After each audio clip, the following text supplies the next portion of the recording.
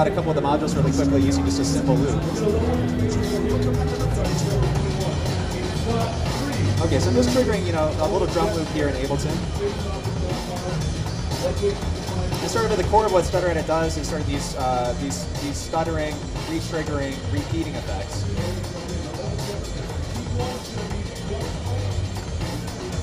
Side my keyboard here.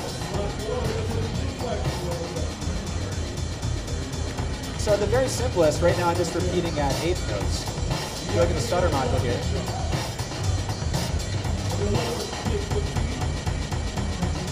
So when I hold that key down, it's going to grab a little slice of that audio that's just played through the plugin and repeat it. And I can also do that at different rates.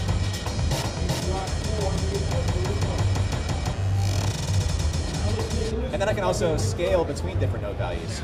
So there, on this gesture, I'm actually going from 1/256th notes, which is really, really, really fast, and it's just scaling down to quarter notes. So you can do these insane sweeps that just kind of cover a wide range. And you can also do these sort of stepping effects. So if I have this kind of...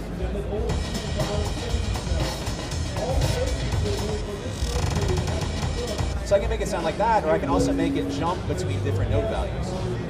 So you can create these really wild rhythmic patterns by using this quantize move here. So, okay, so I'm just going to set this to go between, let's say, dotted 8th notes and 16th notes.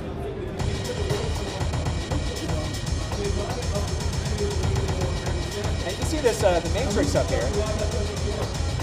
It's stepping through these different note values. And so the thing that's great about this from both the production and performance standpoint is you can kind of come up, you basically just create a bunch of different scenes of things and lay them out across your keyboard. If you look at our preset manager here, so we have this entire bank here that has all these different sounds that are basically scenes and effects laid out on keys. So you can kind of experiment with stuff on the fly and just kind of come up with combinations of effects and patterns that work for you. But to go back to the stutter module here quickly, let's see. You can, if you look at the top here, you see I have both rhythmic note values, and up at the top of that range, we get up into actually pitches. So as you see C2, C3, C4, C5. So these are different octaves, like on a piano keyboard. If I choose some of these, this will allow you to set the stutter module to repeat at a rate that you perceive as a musical pitch. If that makes sense. Does that make sense? Well, I'll let you hear. Here's what you do. So I'm going to just change this range to...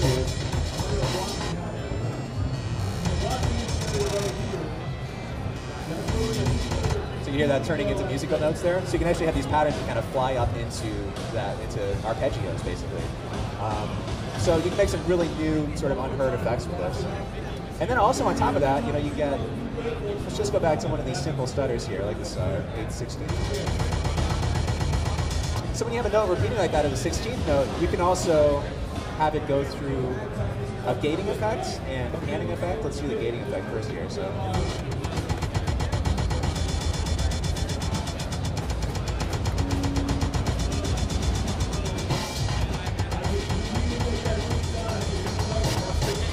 You can also control what part of that chunk of audio that it's sampling in real time you're playing back. So that's what this little radar screen does. Let's just kind of open this up a little bit here. So if I set this to here, it's only playing the first chunk of that little slice of audio. It's just grabbing that audio as the project's playing back.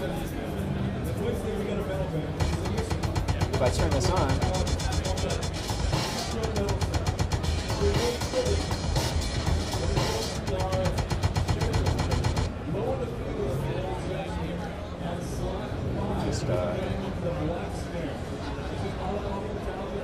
shit, I'm going to set this to 8 notes here.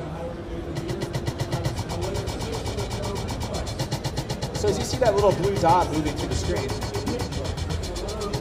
it's grabbing little pieces of that measure.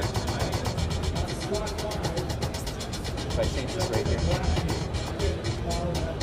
So you can kind of create these sort of cutting effects that,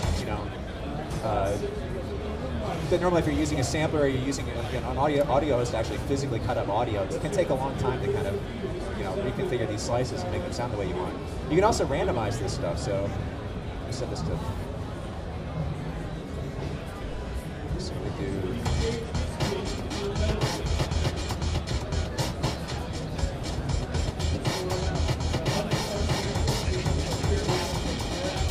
now it's just grabbing a random slice out of all those pieces.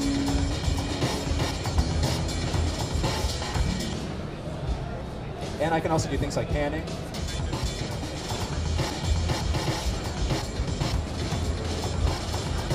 You can add delays, filters.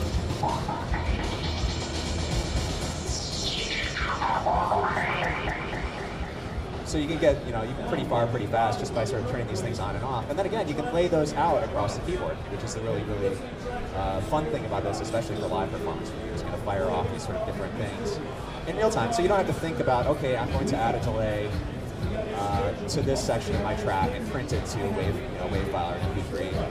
You can actually kind of do that stuff on the fly and just sort of improvise and come up with stuff that sounds interesting. And again, because everything's on grid, everything syncs to rhythm, tempo, it's really hard to actually make a mistake because everything kind of comes out.